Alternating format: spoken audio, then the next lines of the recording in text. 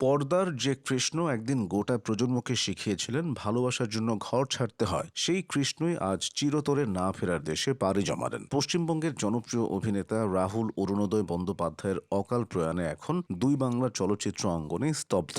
29শে March 2026 তারিখটি Bangla cinema ও ছোট পর্দার দর্শকদের কাছে এক গভীর ক্ষতের নাম হয়ে থাকবে। 43 বছর বয়সেই জীবনের চূড়ান্ত প্যাক আপ করে বিদায় নিলেন এই গুণী অভিনেতা। উড়িষ্যার তালসারিতে ভোলে বাবা পার করেগা ধারাবাহিকের শুটিং করতে গিয়েই ঘটে এই মর্মান্তিক দুর্ঘটনা। প্রাথমিক ময়নাতদন্তের রিপোর্ট বলছে, ফুসফুস ও খাদ্যনালীতে বিপুল পরিমাণ বালি ও নোনা জল ঢুকে যাওয়ার কারণেই শ্বাসরোধ হয়ে তার মৃত্যু হয়েছে। ময়নাতদন্তের তথ্যে আরও জানা গেছে, রাহুল অন্তত 1 ঘন্টারও বেশি সময় জলের নিচে ছিলেন। দুর্ঘটনার সময় তিনি একা সমুদ্রের জলে নেমেছিলেন এবং বালিতে তার পা আটকে গিয়েছিল। ঠিক সেই মুহূর্তেই এক বিশাল ঢেউ আছড়ে পড়লে তিনি নিজেকে সামলাতে পারেননি। এরপর টেকনিশিয়ানরা উদ্ধার করে দীঘা হাসপাতালে নিয়ে গেলে চিকিৎসকরা তাকে মৃত ঘোষণা করেন। সোমবার বিকেলে কলকাতার কেওড়াতলা মহাশ্মশানে ছেলের হাতের অগ্নিসংযোগের মাধ্যমে সম্পন্ন হয়েছে তার শেষকৃত্য।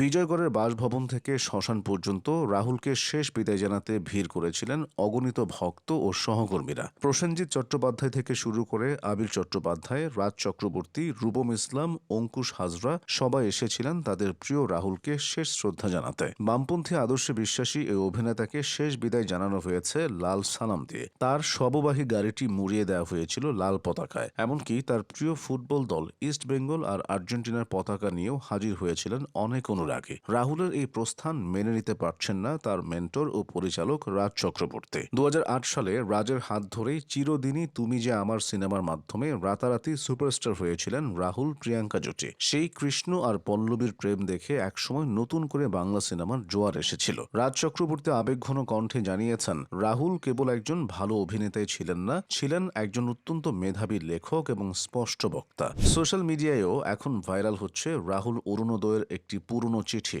যা তিনি লিখেছিলেন তার একমাত্র সন্তান সহজকে। সেই চিঠিতে মিশে আছে একজন বাবার জীবন দর্শন আর নিজের ইন্ডাস্ট্রির প্রতি গভীর মমতা। রাহুল লিখেছিলেন, তার প্রিয় বাংলা ভাষা যেন সহজ উত্তরাধিকার সূত্রে পায়। শুধু বাংলা নয়, পাহাড়, জঙ্গল আর বইমেলার ধুলোকেও যেন নিজের পৈতৃক সম্পত্তি ভেবে বড় হয় সহজ। আজ সেই ছোট্ট সহজের কাঁধেই পড়ল বাবার মুখাগ্নির ভার, যা দেখে শ্মশানে উপস্থিত কারোরই চোখের জল বাঁধ মানেনি। মিডিয়া ব্যক্তিত্ব মীর আফসার আলীও স্মৃতিচারণ করেছেন তার এই প্রিয় বন্ধুর। রাহুলের পডকাস্ট সহজ কথায় মীরের উপস্থিত হওয়া ছিল এক বড় পাওয়া। মীর জানিয়েছেন, রাহুল ছিলেন ভীষণ শিক্ষিত এবং বইপ্রেমী একজন মানুষ, যার কাছে সিনেমার কালেকশন আর পড়াশোনার গভীরতা ছিল ঈর্ষণীয়। রাহুল একটি মৌলিক গল্প লিখে মীরকে দেবেন বলেছিলেন, কিন্তু সেই গল্প পাঠানোর আগেই জীবনের গল্প ফুরিয়ে গেল। রাহুলের ব্যক্তিগত জীবনে প্রিয়াঙ্কা সরকারের সাথে তার প্রেম আর বিচ্ছেদ সবসময় চর্চায় ছিল। তবে সাম্প্রতিক সময়ে তাদের মধ্যকার তিক্ততা দূর হয়ে আবার নতুন করে পথ চলা শুরু হয়েছিল। প্রিয়াঙ্কা খবর পাওয়া মাত্রই ছুটে গিয়েছিলেন রাহুলের মায়ের কাছে। চিরদিনই তুমি যে আমার জুটির এই ট্র্যাজিক সমাপ্তি যেন